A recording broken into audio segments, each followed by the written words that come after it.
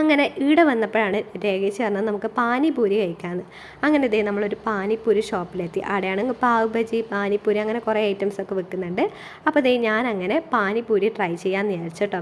അങ്ങനെ ഇതേ ഞാനും ആദ്യമായിട്ട് യു പിയിലെ പാനിപ്പൂരി ട്രൈ ചെയ്യാണ്. അപ്പോൾ എന്തൊക്കെയോ പ്രതീക്ഷയോടാണ് ഞാൻ ട്രൈ ചെയ്തത്. പക്ഷേ എനിക്ക് ഒട്ടും ഇഷ്ടമില്ലായിരുന്നു കേട്ടോ. അപ്പോൾ ഞാൻ രേഖേച്ചിയോട് പറഞ്ഞു ബാക്കി വീഡിയോ എടുക്കണ്ട, എൻ്റെ എക്സ്പ്രഷനിലൂടെ അവർക്ക് മനസ്സിലാവും. എനിക്ക് ഒട്ടും ഇഷ്ടമായിരുന്നു. നമ്മുടെ നാട്ടിൽ ഇതിനേക്കാളും നല്ല പാനിപ്പൂരി കിട്ടും കേട്ടോ. പക്ഷേ രേഖേച്ചി റിയൊക്കെയാണ് നല്ല രീതിയിൽ കേൾക്കുന്നുണ്ട്. എന്ത് ടേസ്റ്റ് ആണെന്നില്ല എന്നറിയില്ല. അവർ നാട്ടിലേക്ക് വരുമ്പോൾ ഞാൻ ഇതിനേക്കാളും നല്ല പാനിപ്പൂരി അവർക്ക് മേടിച്ചു കൊടുക്കും. അപ്പോൾ അവർ എന്തോ ആ വെള്ളത്തിന് എന്തോ ഒരു ടേസ്റ്റ് ആട്ടോ.